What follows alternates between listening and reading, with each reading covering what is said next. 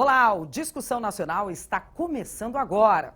E como você sabe, todas as semanas o presidente da Assembleia Legislativa do Estado de São Paulo, o deputado Fernando Capês, conversa com uma personalidade pública para que juntos possam explicar de uma forma clara os acontecimentos que marcam o Estado de São Paulo e o país.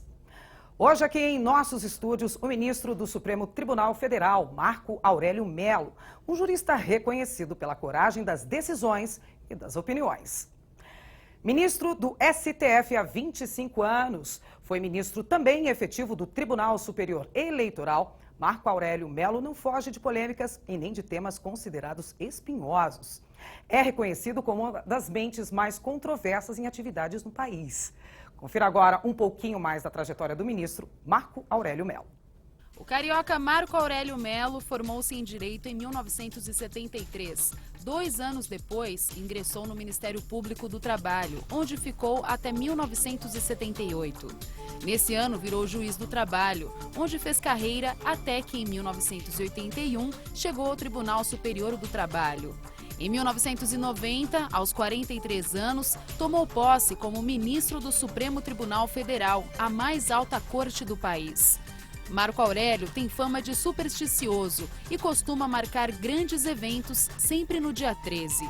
Em 2001, assumiu a presidência do STF e no posto ocupou também a presidência da República por 5 vezes, sempre durante viagens do presidente Fernando Henrique Cardoso. Foi como presidente da República que sancionou a lei que criou a TV Justiça. Entre as inúmeras atividades acadêmicas que desenvolve, o ministro Marco Aurélio Mello assumiu a presidência do Instituto Uniceub de Cidadania, criado em outubro sobre 3 pilares: inclusão social, educação e defesa dos valores éticos.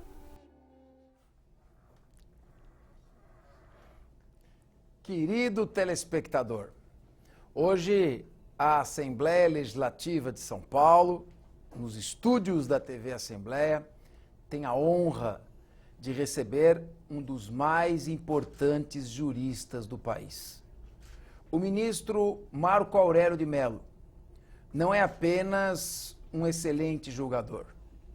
Ele tem inovado, aplicado os princípios constitucionais que regem o ordenamento legal na solução do caso concreto, procurando sempre levar a solução mais justa e adequada para os casos que chegam ao seu conhecimento e à sua judicatura. Hoje vamos conversar, vamos conhecer um pouco mais dessa trajetória e vamos ouvir as suas opiniões aqui nesse programa que é na Assembleia do Estado de São Paulo, mas só trata de discussão nacional. Ministro, em primeiro lugar, como presidente desta casa e da comunidade jurídica, quero dizer que nos sentimos extremamente honrados com a distinção e a honra de Vossa Excelência em comparecer a esta Casa de Leis. A satisfação é toda minha. E estou diante do chefe do Poder Legislativo de um Estado que é um Estado-país, dentro do país, o Estado de São Paulo. Eu sempre ressalto a pujança, não só da capital, como também do interior do Estado, que ele sirva de exemplo no território nacional. Ministro, como é que despertou já no senhor, desde os tempos da juventude, para a felicidade de todos nós, o gosto e a paixão pelo direito? Como é que foi essa sua entrada na faculdade? Imagina como são as coisas. Pelo meu pai, eu seria engenheiro. Tanto que eu fiz o científico e não o clássico. Certo. Mas acabei prestando vestibular para o direito, para ser bacharel em direito e cursando a Faculdade Nacional de Direito. Agora, devo dizer, Fernando Capês, meu presidente da Assembleia Legislativa de São Paulo, que não me imaginava, quando estava nos bancos da Nacional, um juiz, muito menos um juiz da Suprema Corte. Agora, acima de tudo, eu sou um servidor de meus semelhantes. E o senhor deixa isso muito claro nas suas posturas, no seu comportamento, e um exemplo de servidor público. O senhor, se formando, ingressou no Ministério Público do Trabalho. Como foi? O senhor gostava mais dessa área trabalhista? Como é que foi essa sua incursão e a experiência de atuar nesse importante segmento do Ministério Público? Desígnios insondáveis, porque eu fazia advocacia no cível, né? Depois de ter estagiado, inclusive, em varas criminais. E já estava engajado na advocacia, quando surgiu a oportunidade de eu ser integrante do Ministério Público do Trabalho. E abracei o Ministério Público do Trabalho procurando dar o melhor de mim. E cheguei ao Tribunal Regional do Trabalho numa vaga destinada não ao Ministério Público, mas à advocacia, porque na época era possível ocupar-se o cargo de procurador do trabalho e continuasse advogando em outras áreas. Isso em 78, 1978? Isso em 1978, e o tempo passa. O senhor, então, numa carreira ascendente, uma trajetória impressionante, em 1981 chega ao Tribunal Superior do Trabalho. Aí o senhor se muda para Brasília e deixa o seu Rio de Janeiro? Como é que foi isso? Olha, e mudei e pude naquela oportunidade, porque a minha mais velha tinha 6 anos e hoje ela está no Tribunal Regional Federal da 2ª Região. E a mais nova, que é procurador do DF, do Distrito Federal, tinha 6 meses, pude ir com a família para Brasília. E minha mulher, que era, como eu também fiz o concurso, mas não cheguei a assumir, auditora do trabalho, inspetora, à época era a nomenclatura do cargo do trabalho, acabou fazendo concurso para a magistratura e hoje é minha colega. E a nossa base, muito embora tenhamos residência no Rio de Janeiro, a minha base é realmente Brasília. Passou a ser Brasília. O senhor então ficou 9 anos no Tribunal Superior do Trabalho. Sim. E no dia 13 de junho de 1990, chega o importante dia a coroação de uma carreira, que foi 1º grau, 2º grau, Tribunal Superior do Trabalho e chega à mais alta Corte de Justiça. O senhor chega ao Supremo Tribunal Federal. Volto à tecla, desígnios insondáveis. Não me imaginava ocupando uma cadeira de juiz, exercendo essa missão sublime, que é a missão de julgar conflitos de interesse e também julgar os semelhantes, muito menos ocupando uma cadeira no Supremo. E é uma cadeira que eu vejo, com todo respeito, uma cadeira de envergadura maior. Quando o senhor chega ao Supremo Tribunal Federal, qual foi a sua primeira impressão? Nós vivíamos ainda um período muito próximo da entrada e da promulgação da Constituição Federal, e uma tradição positivista, de pouco se criar em cima do direito posto, positivo. Como é que o senhor foi vendo aqueles primeiros anos de atuação, ainda com a ambientação positivista do jurista brasileiro? Percebendo a convicção de meus pares, mas atuando sempre segundo a formação de compreensão da controvérsia e a partir da ciência e consciência possuídas. E acionando, acima de tudo, não o meu conhecimento técnico, mas a minha formação humanística. Eu vou fazer uma informação para o nosso telespectador, nem todos são da área jurídica, para a gente poder ir acompanhando passo a passo a cultura jurídica do nosso ministro. No momento que o legislador elabora a lei, a norma em abstrato, ele não consegue imaginar todas as diversas situações que vão ser alcançadas por esta lei. Por isso, simplesmente decorar a lei e aplicá-la não é a tarefa do julgador. Mas nós tínhamos uma tradição, antes da Constituição de 88, positivista. O que é isso? Aplicar o que está escrito na lei. E, de repente, o senhor chega e traz uma cultura jurídica de aplicação de princípios gerais, até então inédita. E eu me lembro, ministro, agora vou perguntar para o senhor, para Vossa Excelência, quando eu vejo nos jornais uma primeira interpretação da chamada violência presumida no crime de estupro. Que parece fala-se a expressão, a gente assusta, mas o que é isso? Alguém que mantenha relações consentidas com uma vítima que tem 14 anos ou menos, mas digamos, um namorado de 18 anos é namorada de 14. Num ato de traquinagem, acabam tendo um beijo lascivo ou algum tipo de encontro.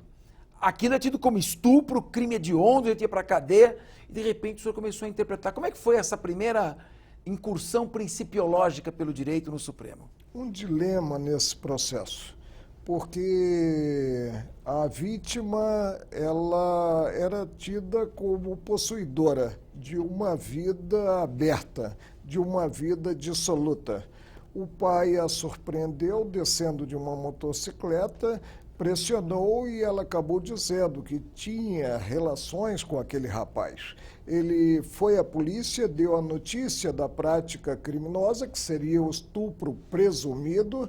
O estupro geralmente é violência contra a mulher, mas a relação foi consentida e o processo correu. O rapaz, à época, era solteiro, mas quando chegou à condenação e transitou em julgado a condenação, a sentença condenatória, ele tinha família estabelecida e com 2 filhos. Questionei-me, interessa à sociedade colocá-lo destruindo uma família atrás das grades? Concluí de forma negativa e fiquei em paz com a minha consciência.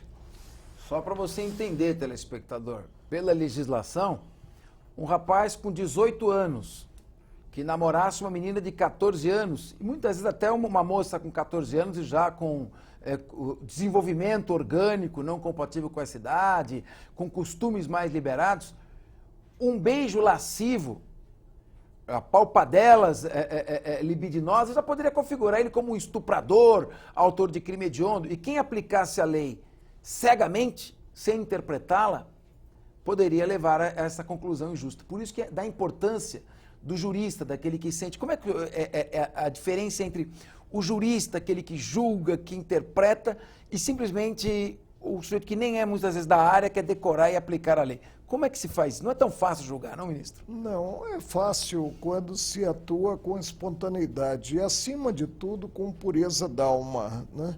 O ato de interpretar é um ato de vontade.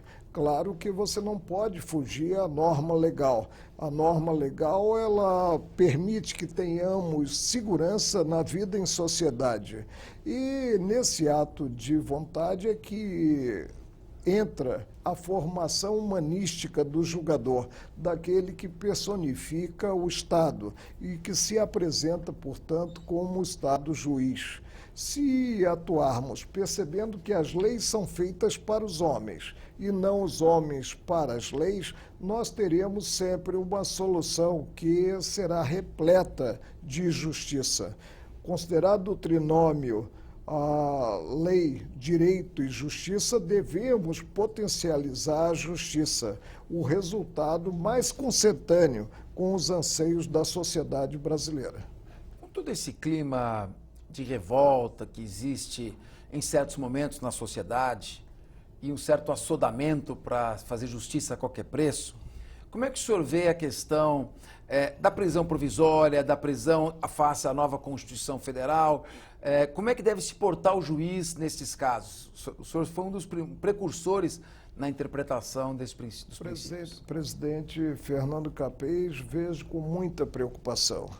Para se ter uma ideia, a Constituição encerra o princípio da não culpabilidade. Ou seja, o cidadão só pode ser considerado culpado depois que haja uma sentença não mais sujeita a modificação via recurso. Mas esse princípio, como a própria Constituição Federal, que é a lei das leis, ele é colocado em segundo plano. A nossa população carcerária provisória, e há alguma coisa errada nesse contexto, chegou praticamente ao mesmo patamar da população carcerária definitiva, contrariando-se, portanto, o princípio da não culpabilidade. Eu repito sempre, em direito, o meio justifica o fim, não o fim ao meio. O juiz não pode inverter a ordem natural, que direciona a apurar-se para selada a culpa em execução da pena prender-se. E aí simplesmente assumir a postura de um justiceiro. E de bem-intencionados o Brasil está cheio. Perfeito. Como é que é esse desafio do magistrado, principalmente num órgão como o Supremo Tribunal Federal, são os 11 juízes mais importantes do país? e a pressão que muitas vezes é exercida pela opinião pública, a própria mídia muitas vezes coloca as questões e o juiz está ali diante dos autos, da prova, da lei, dos princípios. Como é que o senhor sempre foi tido como um juiz corajoso? Como é que é ter essa coragem de muitas vezes enfrentar a opinião pública, mas estar em paz com a consciência? Eu compreendi desde cedo que a coragem é a síntese de todas as virtudes. Atuo, como eu disse, com a maior espontaneidade possível. Processo, para mim, não tem capa. Processo tem conteúdo e julgo o conteúdo do processo segundo a minha concepção técnica e a minha concepção jurídica. E devo lhe dizer que há 36 anos, procedendo assim, jamais fui para casa preocupado com o voto proferido, preocupado com uma decisão proferida. E que todos os colegas dos diversos patamares do judiciário atuem dessa forma, porque aí estaremos, sim, sendo fiéis ao direito posto pelos parlamentares e implementando, como eu disse, né, a desejável justiça. Nós temos aí tantos juízes que devem estar nos assistindo agora. Como conciliar a necessidade de ter uma imprensa atuante, informando a população, levando os fatos com transparência e, ao mesmo tempo, a sujeição do juiz a toda essa pressão da opinião pública? Como se equilibrar entre, procurar um ponto de equilíbrio nesse conflito? A liberdade de expressão é inerente à democracia. Nós não podemos cogitar de democracia sem a liberdade de imprensa, a liberdade de expressão. E os veículos de comunicação, eles exercem um direito e cumprem um dever constitucional de bem informar o povo brasileiro. Agora, às vezes, o juiz precisa ser contramajoritário. Ele precisa adotar uma posição que não reflete em si os anseios da sociedade. Deve fazê-lo, e deve fazê-lo com desassombro, porque só se avança culturalmente observando-se a ordem jurídica ou arcabouço normativo. Vou repetir mais uma vez. O fim não justifica o meio justifica o fim. E não podemos ter no Brasil, sob pena de haver retrocesso e não avanço cultural, não podemos ter o justiçamento. Se começarmos a admitir atalhos e violações à lei para ter o resultado, estaremos no caminho do autoritarismo. Vai predominar o subjetivismo, o critério de plantão. E aí nós teremos a insegurança jurídica, que é péssimo em termos de paz social. Agora, nós temos aí visto, estou vendo agora nessa atuação política, um certo conflito entre o setor da administração e muitas vezes decisões judiciais e o próprio Ministério Público, onde eu pertenço e Vossa Excelência começou. Então, por exemplo, nós tivemos no estado de São Paulo o custo no ano passado de R$1 bilhão com a judicialização da saúde. Então, ações que entram e aí com uma liminar o jeito consegue ser internado e fura a fila, passa na frente dos que se encontravam. Ou se determina a compra de um medicamento de uma determinada marca cuja eficiência ainda não está muito atestada. Por um lado, nós temos aí o Ministério Público, o Judiciário, tendo que cumprir a Constituição e garantir o acesso das pessoas à saúde.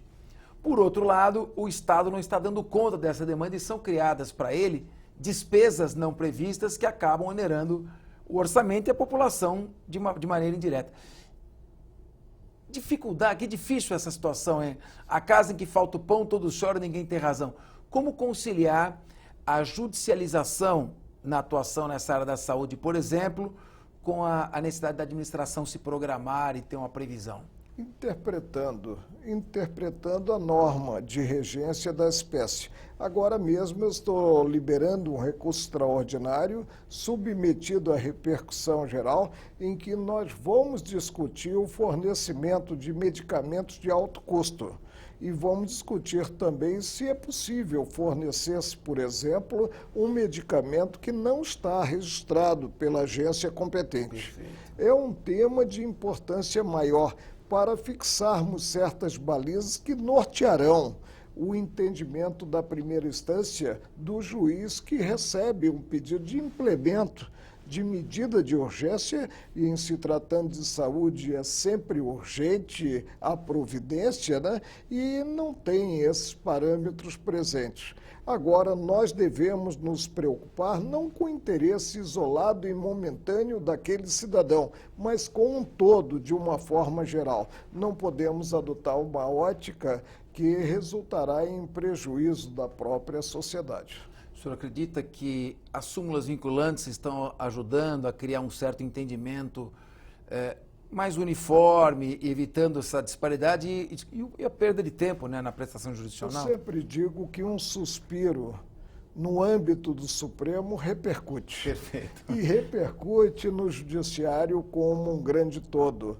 O Supremo, evidentemente, ele tem como órgão máximo do Judiciário brasileiro, ele tem a última palavra sobre a Constituição Federal e também sobre a legislação como um grande todo, né?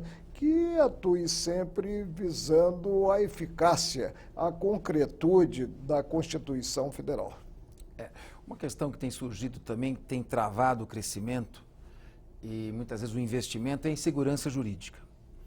E muitas ações acabam sendo propostas, vêm a liminar ações civis públicas em área ambiental, quando a administração, por lerdeza, por omissão, não agiu, aí precipita-se uma ação, vem uma liminar, depois não se tem como resolver aquele problema, porque não há perícia que dê conta de resolver, e a administração, quando vai resolver, já não tem mais coragem, porque já se judicializou a questão. Então, talvez se a administração funcionasse de maneira mais rápida, mais célere, evitaria também um pouco desta polêmica toda que vem sendo criada, não é, ministro? O avanço passa pela desburocratização. A administração precisa atuar a tempo e modo e precisa atuar atenta ao que pretende em si a sociedade como um grande todo. Claro que ela está vinculada à legislação, ela só pode fazer aquilo que está autorizado em lei, ao contrário do particular, que pode praticar qualquer ato desde que não esteja proibido. Portanto, nós temos aí um campo que é um campo muito delicado. E ainda por cima, aqueles que apostam na morosidade da justiça, buscam uma providência, uma liminar, uma tutela antecipada e depois simplesmente projetam, a mais não poder, né, o desfecho final do processo. Isso não é bom. Nós precisamos rever a nossa processualística, as normas instrumentais, para agilizar um pouco mais a entrega da prestação jurisdicional, no que teremos a segurança. O estrangeiro, por exemplo, que pretende investir no Brasil, ele analisa esse aspecto, ele analisa a burocratização dos atos em termos de administração pública e também o tempo de desfecho de um possível conflito de interesse quando submetido ao judiciário. O senhor entende que a mudança da legislação será necessária para redução do tempo de duração do processo ou é uma questão estrutural de investimentos? Como é que o senhor... Passa pela cultura, passa pela educação, a educação do povo brasileiro em geral. Nós percebemos que há um egoísmo muito grande, que às vezes, diante de uma desavença, quando se senta à mesa para negociar, não se transige, ao contrário, se potencializa o interesse. Isso não é bom. Agora, claro que a nossa legislação precisa de um aperfeiçoamento. É incompreensível ter-se praticamente 4 instâncias no judiciário. Certo. Você entra com a ação na primeira instância, que é a pedreira da magistratura, a verdadeira pedreira da magistratura. Você tem o recurso de revisão para o tribunal respectivo, Tribunal de Justiça ou Regional Federal, e posteriormente você ainda consegue levar a controvérsia a Brasília, ao Superior Tribunal de Justiça e à última trincheira da cidadania, que é ao Supremo. Com isso, nós temos uma demora, deixando de observar uma garantia constitucional, que é a garantia de duração razoável do processo, término do processo em um prazo razoável, né? E apostamos como que na demora do próprio judiciário. É incompreensível que o desfecho final de um processo demore 5, 10, 15 anos. Isso não é justiça, já dizia Rui Barbosa. Justiça que tarda não é justiça, é injustiça manifesta. Precisamos enxugar o rol de recursos e precisamos também contar com a independência técnica dos representantes processuais. Refiro-me aos senhores advogados. O senhor tomou posse no Supremo Tribunal Federal, está completando 25 anos de judicatura na mais alta corte de justiça do país e coincidiu com o período da nova Constituição. Coincidência ou não, desde a entrada do senhor, o Supremo passou a adotar uma postura cada vez, eu diria, menos tímida e cada vez mais presente. Está havendo uma hipertrofia do Poder Judiciário à custa de uma atrofia do Legislativo? Ou é a simples aplicação dos princípios diante de uma inércia do Legislativo? A Constituição Federal, ela prevê de forma sábia a independência entre os poderes. Prevê mais a harmonia entre os poderes. Nós atuamos sempre no judiciário de forma vinculada ao direito aprovado pela Casa Legislativa. E cada poder tem constitucionalmente a sua área de atuação. Não cabe aí invadir área que não compete ao poder que esteja atuando. Por isso eu tenho ressaltado muito em plenário que nós devemos proceder com autocontenção, sempre vendo os limites da atuação do judiciário em si. E é isso que tem ocorrido. Por vezes se diz que nós invadimos a seara do Legislativo. Não é bem assim. Por exemplo, ainda temos na Constituição de 1988, são passados 27 anos, né, inúmeras garantias constitucionais a depender da regulamentação pelo Legislativo. Mas o Constituinte de 1988 nos deu um poder maior, que é o poder de julgar o denominado mandado de injunção e fixar de forma temporária, até que venha a lei regedora da matéria, as condições indispensáveis ao exercício do direito, repito, assegurado constitucionalmente. Cabe ao Legislativo atuar.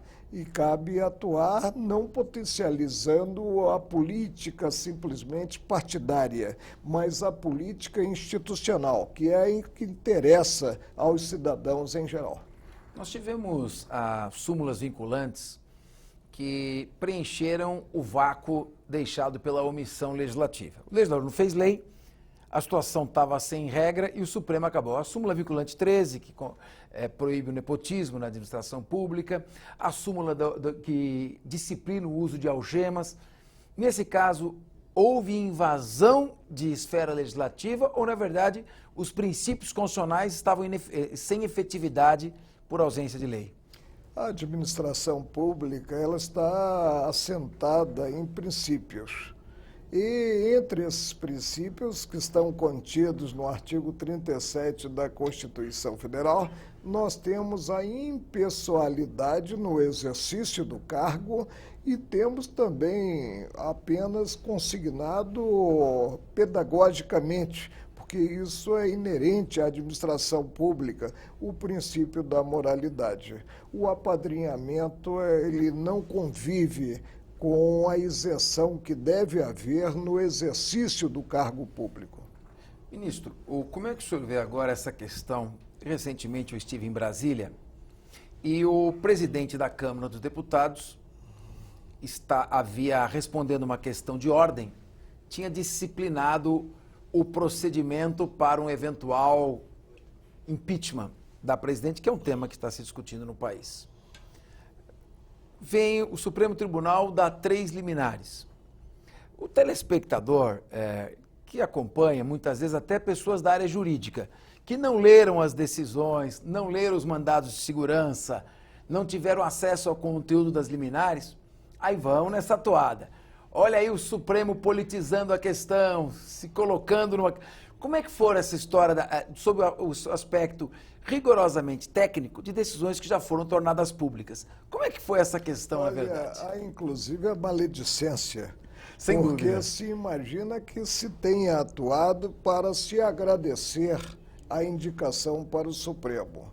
Não é assim. E no caso concreto, eu vou repetir o que eu sempre digo: paga-se um preço.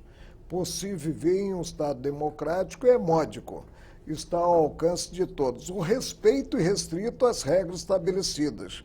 O que houve no caso concreto, né? Nós temos um verbete vinculante, falamos muito em verbete vinculante, que revela a competência exclusiva da União para disciplinar o processo de impeachment. E nós temos uma lei já antiga, que é a Lei 1079 de 1950, que traz um rol de providências a serem adotadas. É possível o presidente da Câmara atropelar essa legislação e simplesmente fixar os critérios para a tramitação do impeachment? Não, não é possível. E foi isso que os dois colegas que enfrentaram os pedidos de concessão de liminar perceberam o atropelo das normas instrumentais e aí deferiram as liminares pleiteadas pelos senhores deputados federais. Quer dizer, a Câmara dos Deputados quis, por regimento interno, ato interno que não tem a força de uma lei, substituir um procedimento disciplinado numa lei aprovada. O Supremo apenas estabeleceu a hierarquia de normas. Pior do que isso, porque o pronunciamento não foi do colegiado. Perfeito. Não foi da Câmara dos Deputados. Um ato unipessoal. Quem estabeleceu regras, enfrentando uma questão de ordem colocada por um deputado de Pernambuco, Mendonça Filho, foi o presidente da Câmara. Ele tem muito poder. Até mesmo ele substitui o presidente da República se não estiver presente o vice-presidente. Mas o poder não chega a tanto. Perfeito. Ministro, durante esse período do Supremo Tribunal Federal, um período dentro da democracia, desde a Constituição, acho que a Constituição no período democrático com maior duração da história republicana do país. O senhor se recorda de momentos de pressão sobre o Supremo Tribunal Federal, seja da mídia, seja de órgãos querendo coibir ou compelir a decisão num sentido ou no outro? O senhor se recorda ou o senhor entende que nesses 25 anos foi mais tranquilo do que turbulento? Presidente Fernando Capês, pressão propriamente dita inexiste. Claro que nós estamos antenados, considerado que é estampado pelos veículos de comunicação e também antenados, considerados os anseios da sociedade. Mas atuamos, como eu disse, a partir da nossa compreensão sobre a hipótese concreta. E atuamos a partir de uma cadeira que é uma cadeira vitalícia, justamente para haver independência e espontaneidade do julgador. Agora, nós vivenciamos uma crise muito séria, né? E precisamos sair dessa crise. Como é que o senhor avalia essa crise que o país está, em que o país está mergulhado? É uma crise econômica, é uma crise política, é uma crise de costumes? E no que consiste essa crise? Há uma dualidade. Nós temos a crise política e temos a crise que repercute na vida do cidadão, que é a crise econômica financeira. É a que tira o pão da mesa do trabalhador, é que leva o trabalhador a perder a fonte do próprio sustento, ou seja, o emprego. Há algo indesejável no cenário, que é o desentendimento entre os poderes da República, a crise política. Nós estamos numa fase em que há de se implementar medidas urgentes para se corrigir a economia, para tirar-se o Brasil da estagnação vivenciada. E enquanto nós constatamos essa crise, que é a que interessa ao povo brasileiro, há uma crise política, ou seja, potencializa-se o aspecto político tratando-se de interesses individuais em detrimento do todo. Isso não é bom. O esgaçamento das instituições não é bom. Nós temos o exemplo do estado do Rio Grande do Sul, um estado que está atravessando dificuldades seríssimas no campo econômico-financeiro, inclusive chegando à inadimplência, considerados salários, vencimentos dos servidores e também a amortização da dívida consolidada para com a União. O que está havendo no Rio Grande do Sul, um descompasso entre os poderes? Não. Os poderes estão engajados nessa luta, estão unidos, o chefe do Poder Executivo, o chefe do Poder Legislativo e o chefe do Poder Judiciário. Isso é que nós gostaríamos de ver no cenário nacional. É exatamente essa a minha próxima pergunta. O Supremo Tribunal Federal é o guardião da Constituição Federal. A Constituição Federal diz que os poderes são independentes, mas harmônicos entre si. Como se comportar diante de uma desarmonia tão grande quanto a que se vê entre um executivo e um legislativo? Uma chefe do executivo, a presidente da República, que não tem o comando mais do poder legislativo. Isso leva a pautas chamadas, apelidadas até pela imprensa de pautas-bomba, que são danosas para a economia. A paralisação total do investimento no país. O judiciário tem que assistir a esta situação, mas o senhor, como ministro que nunca teve medo de dar a sua opinião, como o senhor vê essa situação? Qual a saída para uma possível crise como essa? Vejo com muita preocupação. Realmente, a chefia do Poder Executivo Nacional não tem legitimidade hoje, não tem apoio hoje para implementar as medidas necessárias à correção de rumos em termos de economia. E isso é péssimo. É péssimo porque prejudicado é o cidadão em si, é o povo brasileiro. Quando nós cogitamos de poderes, nós assentamos já de início que deve haver entendimento entre esses poderes. Nós devemos utilizar o cargo para servir aos concidadãos e não para nos servirmos em benefício próprio ou dos familiares desse mesmo cargo. Eu vejo com muita preocupação a quadra atual, inclusive cheguei mesmo a cogitar de algo que no Brasil, considerada a cultura brasileira, é praticamente utópico, ou seja, uma renúncia linear. E aí teríamos a convocação de eleições diretas. Renunciariam ao presidente, vice-presidente da República, o presidente da Câmara dos Deputados, convocações gerais, uma reorganização. Se fosse um regime parlamentarista, seria mais fácil de resolver, não, se não, fosse, claro, se nós não tivéssemos o presidencialismo, o governo já teria caído há bastante tempo. Essa questão da corrupção é um problema no mundo inteiro e nós estamos vivendo aí níveis epidêmicos. Parece uma metástase de imoralidade, de desvio de dinheiro público. São bilhões e bilhões. Nós trabalhamos numa promotoria aqui, antes de eu ir à política, e de combate à improbidade administrativa, centenas de milhões de reais pedidos. Agora as cifras já chegam quase à casa do trilhão. Tem jeito a corrupção no Brasil? É um problema de educação, de formação, de revisão de valores. Como é que o senhor analisa essa questão para o nosso país? O julgamento da Ação Penal 470 já retratou um grande escândalo na República. E foi um julgamento muito emblemático, porque revelou a todos que a lei se aplica de forma linear. Ou seja, que processo, como eu costumo caso do dizer, mensalão? exato, não tem capa, tem conteúdo.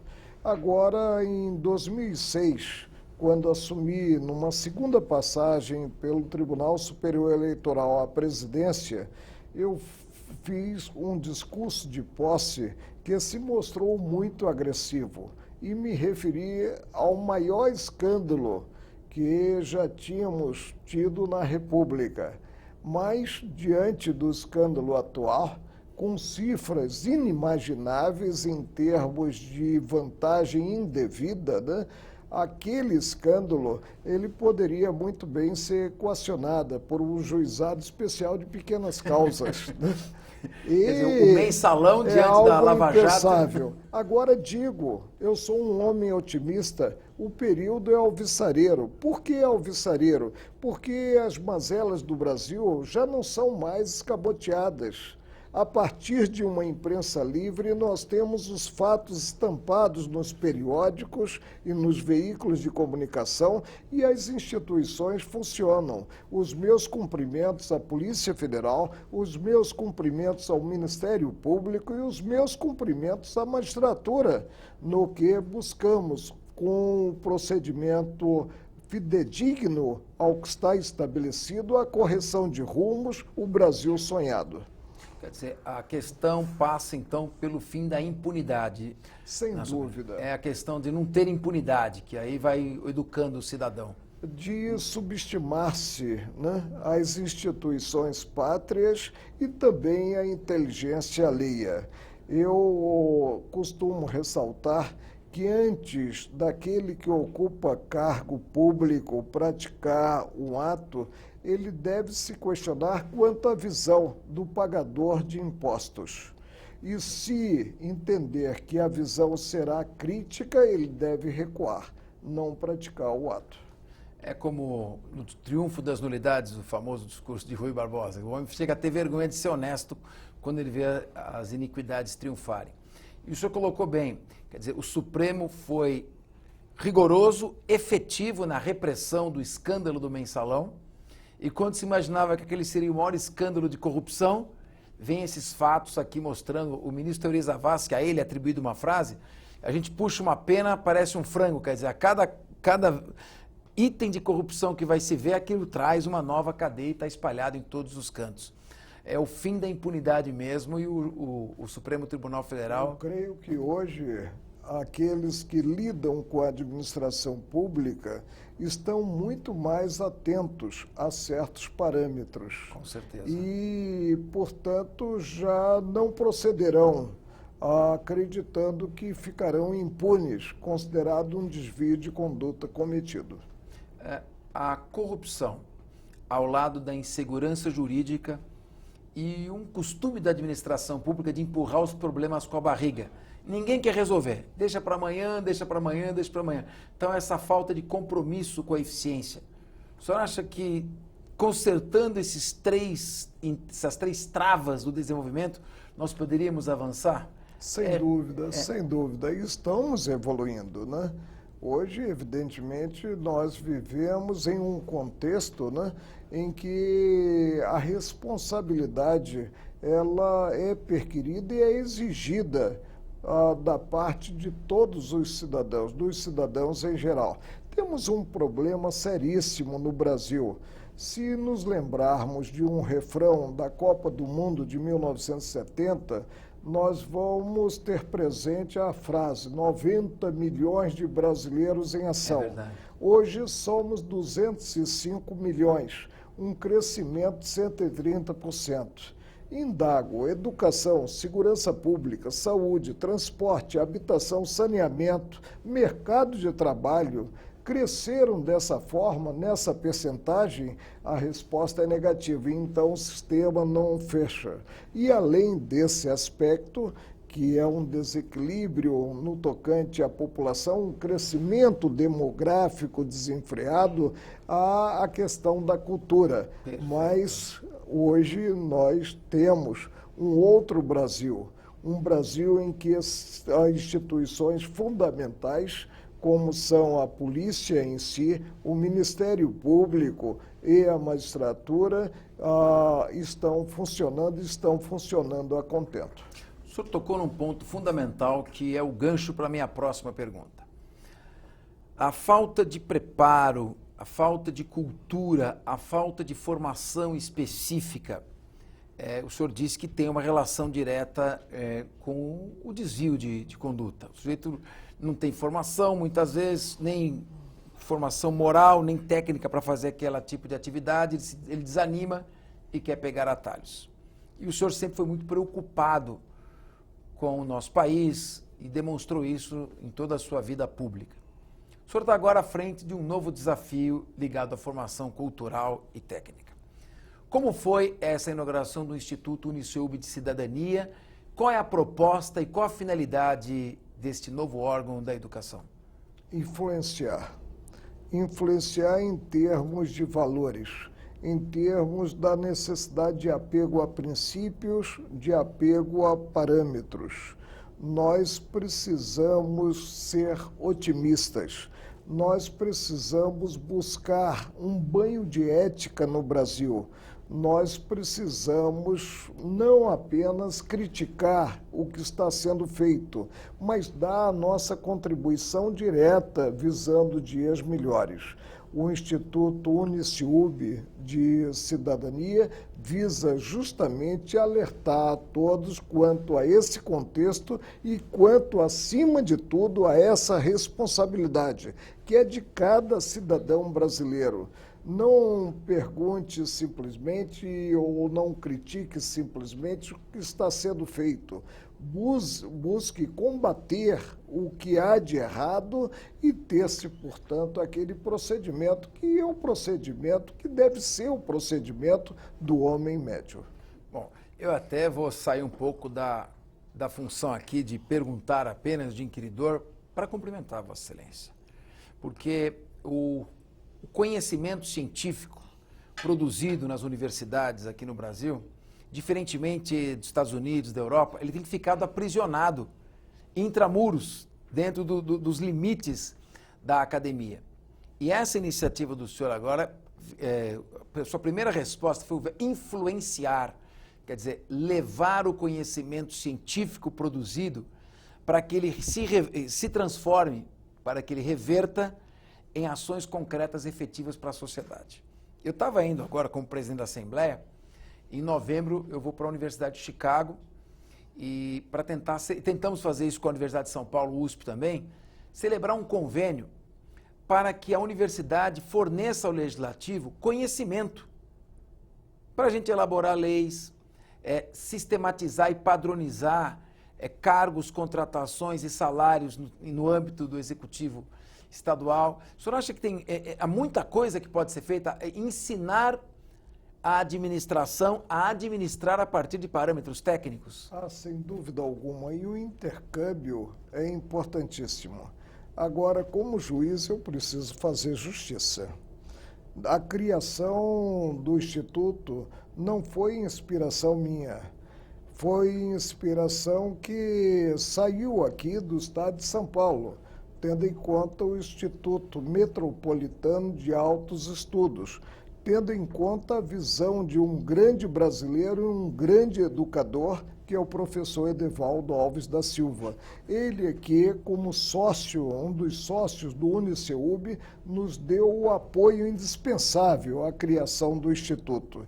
E nós buscaremos fazer o melhor. Agora mesmo, na próxima semana, estaremos realizando um seminário com uma mesclagem de direito e medicina sobre a dignidade na morte.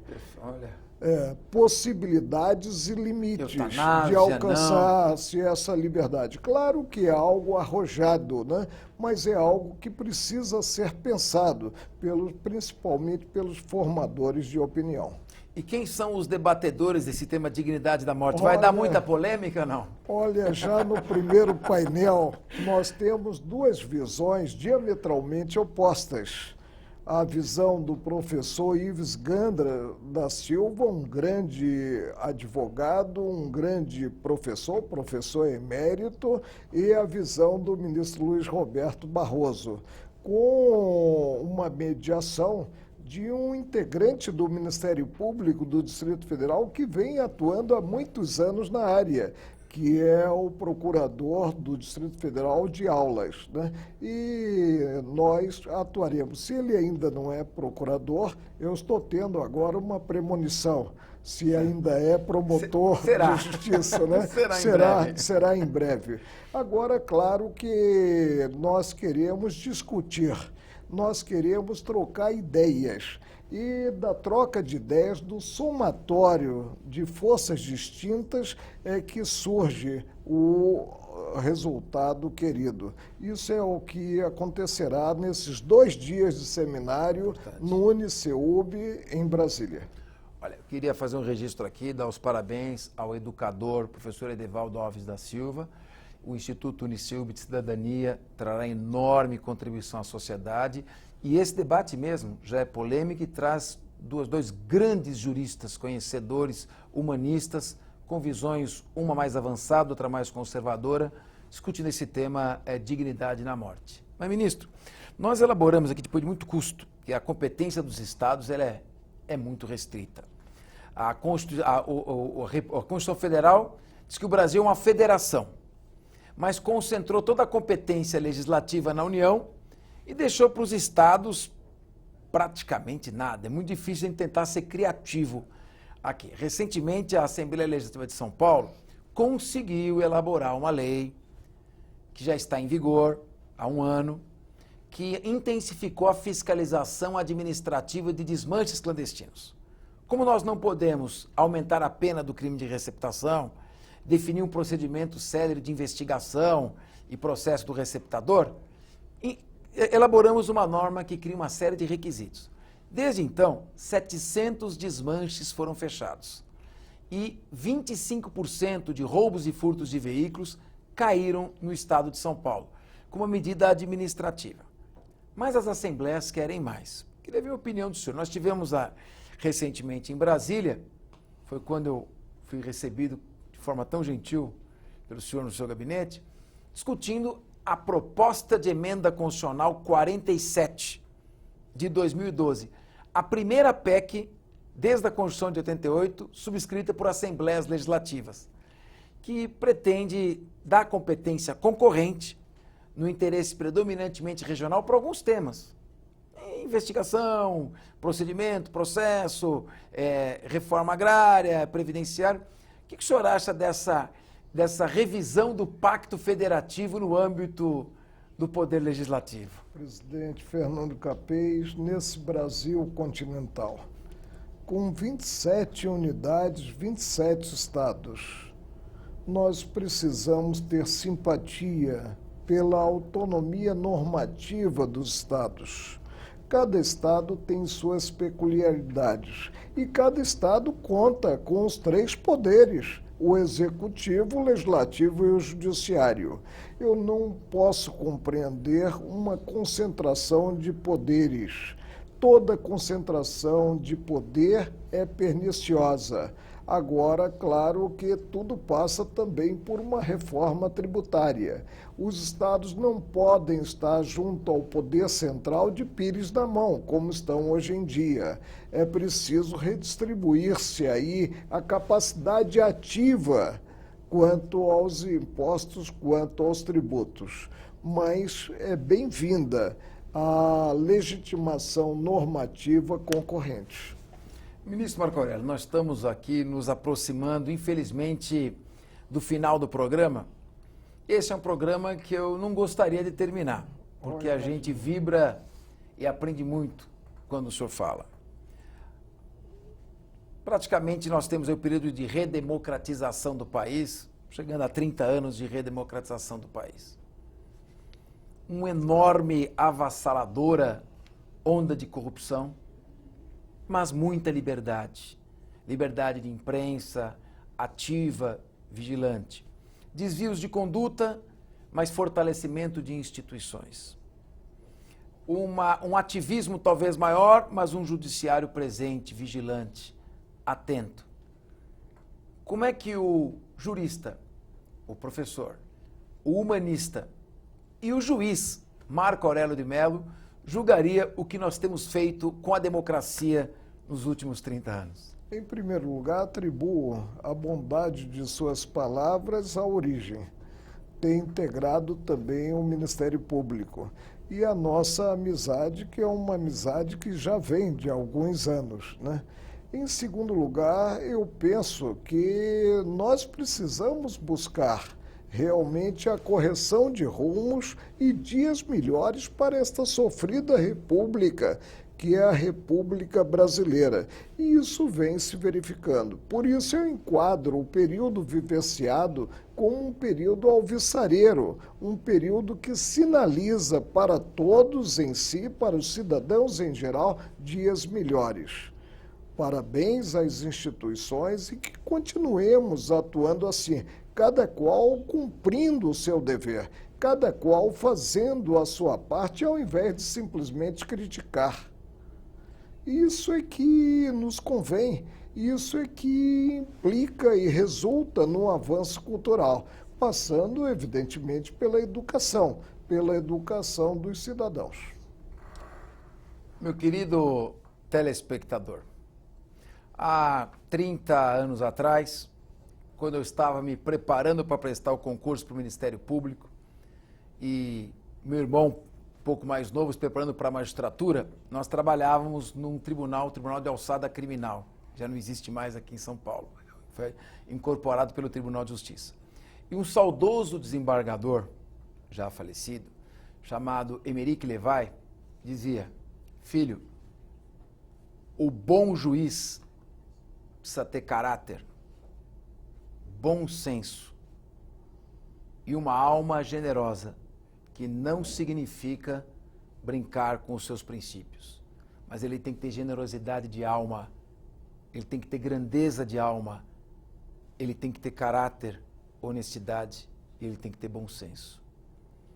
Hoje, a Assembleia Legislativa de São Paulo, a maior assembleia do país, foi honrada por entrevistar um grande magistrado, um grande humanista e uma pessoa maravilhosa, Marco Aurélio de Mello. Suas palavras finais, ministro, para a gente poder fazer o encerramento. Creiam-me, não um juiz da Suprema Corte, mas um cidadão servidor dos seus semelhantes. Eu sempre ressalto que entre pecar por ato omissivo ou comissivo, sempre terei presente o pecado por ato comissivo. Não sou semideus. Sou um cidadão que busca na atuação, a atuação sublime de julgar, a observar, acima de tudo, a formação humanística e o interesse geral do povo brasileiro. E assim eu cumprirei esse dever que tenho, que é o dever de servir, até o meu último dia no Supremo. Agora, depois de julho, com mais 5 anos de judicatura ante a PEC da bengala. E espero que não precise de uma bengala nesse período, muito menos no campo moral. É a síntese desta conversa. No fundo, somos todos servidores públicos. Nossa função é procurar servir ao público com dignidade. Muito obrigado pela sua atenção e até o próximo Discussão Nacional.